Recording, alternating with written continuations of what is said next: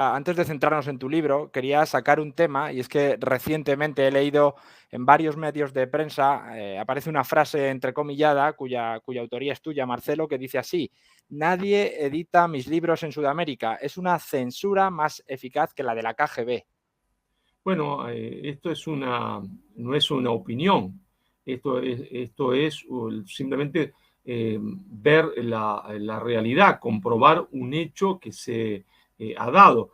Ya hace 2 años atrás yo publiqué mi primer libro en Madrid, este libro que estoy mostrando ahora, ¿no es cierto?, que se llama Madre Madre patria, Patria, ¿sí? ¿no es cierto?, desmontando la leyenda negra desde Bartolomé de las Casas hasta el separatismo catalán.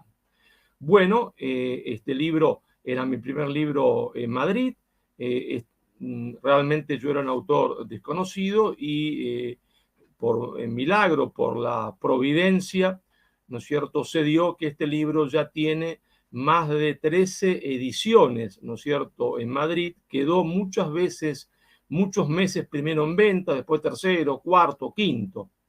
El éxito de este libro en España motivó también que yo pudiese publicar, ¿no es cierto?, en octubre del año pasado, este segundo libro que se llama Nada por lo que perdí perdón, Nada por lo que pedí perdón, que también fue publicado en octubre en Madrid, y ese mes de octubre quedó primero en ventas en Madrid, después tercero, cuarto.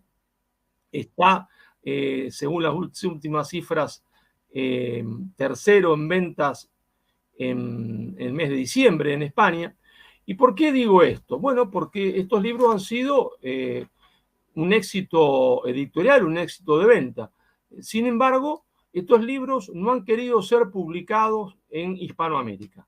En ningún país de Hispanoamérica han querido ser publicados. Y está garantizado que más o menos el libro se va a vender. Un poquito, quizás, menos que en España, pero está garantizado. Y si está garantizado que el libro fue un éxito, porque lo comprueban las ventas en España, y se puede presuponer que no va a ser un fracaso tan grande en Hispanoamérica, aunque no se venda la misma cantidad, ¿por qué no se publica? ¿Por qué las editoriales, que son la contrapartida de la editorial española, el mismo grupo, no quiere publicarlo en Argentina? ¿Por qué no quiere publicarlo en México? ¿Por qué no quiere publicarlo en Colombia? Bueno, evidentemente no es porque el libro no se vaya a vender.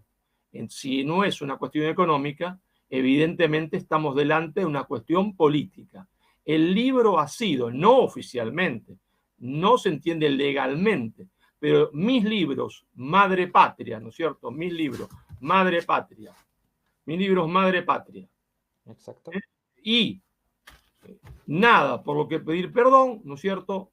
Nada por lo que pedir perdón, han sido, y esto es simplemente una observación de la realidad, no porque sean buenos, quizás por otros motivos, ¿no es cierto?, que ahora podemos explicarlos, no porque estén escritos brillantemente, sino por otros motivos, quizás también podemos explicarlos, han sido, se entiende, censurados tácitamente en Hispanoamérica. Y claro, como importarlos cuesta muy caro, importarlo de España cuesta muy caro, por la diferencia de nuestras monedas, sobre todo en Argentina, evidentemente el público en Argentina, la gente en Argentina, prácticamente no puede leerlo, aunque existiría la posibilidad de comprarlo en España o por Mercado Libre. El precio es un precio prohibitivo porque no se publica en Argentina. Al no publicarse en Argentina, el precio es prohibitivo, no puede ser comprado, y entonces hay una censura de facto a mis dos obras, a Madre Patria y, ¿no es cierto?, a Nada por lo que pedir perdón. Exacto. ¿Y cree que entonces hay algún tipo de impulso político o algún tipo de mano política detrás de esta decisión? Bueno, nosotros no podemos saberlo. Yo me sujeto a los hechos. El hecho es que un libro que puede ser vendido, que tiene garantizado su público, después de 2 años, no se edita en Argentina, no se edita en Argentina. ¿El por qué? Bueno, tendrían que uno investigarlo, algún periodista, o dar respuestas, se entiende quién tendría que dar la respuesta sobre este tema. Pero sí uno puede decir que hay evidentemente un porqué. El porqué es el contenido del libro. El porqué es el contenido del libro, porque el contenido del libro hiere, ¿no es cierto?, la dependencia cultural, la colonización cultural que hoy sufre toda Hispanoamérica. Hay un nuevo actor de las relaciones internacionales. Ese nuevo actor de las relaciones internacionales es la oligarquía financiera mundial, los grandes supuestos filántropos del mundo, que en realidad son los buitres del mundo, pues son lo mismo que tienen la deuda externa de las repúblicas hispanoamericanas, que ahoga su economía. Estos grandes filántropos del mundo, buitres en realidad, la oligarquía financiera mundial, ejercen su poder a partir de una subordinación ideológica cultural. Esta subordinación ideológica cultural tiene tres patas, tres columnas. Por un lado, ¿no es cierto?, el aborto serial indiscriminado, por otro, la ideología de género, y una tercera torre, un tercer pilar para el caso hispanoamericano, que es, ¿no es cierto?, la prédica de la hispanofobia, el odio a España a través de la leyenda negra. Claro, cualquier oyente podría preguntar, ¿y por qué le interesa esto a esta oligarquía financiera mundial? Bueno, es muy sencillo de explicar. Si uno fomenta la hispanofobia, si uno no juzga objetivamente la obra de España en América y es receptivo, ¿se entiende?, y predica la leyenda negra como ya hacen todos los gobiernos pseudo, ¿se entiende?, izquierdistas, en realidad progresistas, rosados y no rojos, de América hispana, de la América española, desde México hasta Buenos Aires. Si uno predica esto, la conclusión lógica es que hay que expulsar todo lo que trajo el invasor español, hay que expulsar su lengua, hay que expulsar sus valores, hay que expulsar el catolicismo y el español y el idioma español y volver a un supuesto paraíso primitivo que no existió nunca, porque lo que reinaba en América era la antropofagia, el machismo embrutecedor, los sacrificios humanos, pero volver a ese supuesto paraíso y por lo tanto, ¿no es cierto?, retomar las más de 1000 y pico de lenguas originarias que había. Y esto es justamente lo que interesa a la oligarquía financiera mundial. Porque, como decía Manuel Ugarte, gran autor socialista y argentino, decía, cada vez que se predica que existe una pluralidad de lenguas, cada vez que hay una región o un estado que tiene una unidad lingüística y se predica la partición de ese estado en plurilenguas, en que se habla en distintas lenguas, decía Manuel Ugarte, esto es el preanuncio de una acción política que conduce a la fragmentación territorial. Y justamente lo que quiere la oligarquía financiera mundial para imponer su modelo económico en el mundo, ¿no es cierto?, un modelo económico antihumano, es pequeñitos estados. Y entonces, a través de la prédica de la leyenda negra, que lleva, se entiende, a rechazar al español, a instaurar 700, 800 lenguas de nuevo, se entiende, en el espacio hispanoamericano, ¿no es cierto?, nosotros caminamos inexorablemente a la fragmentación territorial.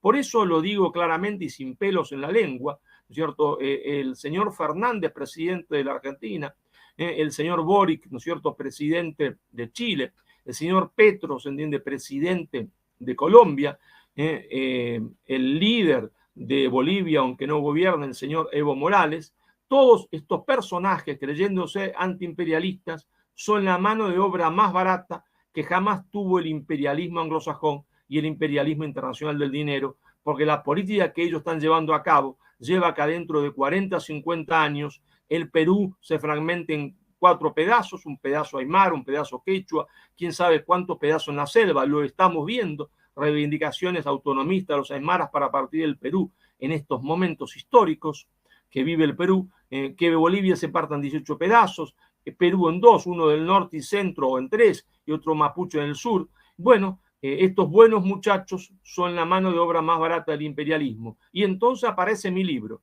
aparecen mis 2 libros que dicen, señores, la leyenda negra es falsa. Es absolutamente falsa porque su primera premisa, que es que existía en América, ¿no es cierto?, un paraíso, es absolutamente falsa porque lo que reinaba era la antropofagia, el machismo, el sacrificio humano, y porque las masas indígenas recibieron el mensaje de los misioneros católicos como una liberación, se entiende, de la casta sacerdotal que los oprimía, una liberación de los imperialismos antropófagos como era el azteca o del imperialismo embrutecedor como era el Inca. Y por eso las masas indígenas se convirtieron fervientemente al catolicismo y dieron su sangre para defenderlo, como dieron los indios mexicanos durante la revolución llamada de los cristeros. Entonces aparece mi libro, dice estas cosas, dice que los indios realmente, por su propia voluntad, se hicieron católicos y aprendieron español, ¿no? Y que se conformó un pueblo continente unido por la fe y la lengua, desde California a Tierra del Fuego, y esto, claro, destruye el nudo de la estrategia de subordinación ideológica cultural montada a cabo por la oligarquía mundial y llevada a cabo por el marxismo cultural, que es la mano de obra de esta oligarquía en América del Sur, en Hispanoamérica, y entonces estos dos libros que destruyen esta estrategia evidentemente no pueden ser publicados en Hispanoamérica y no son publicados.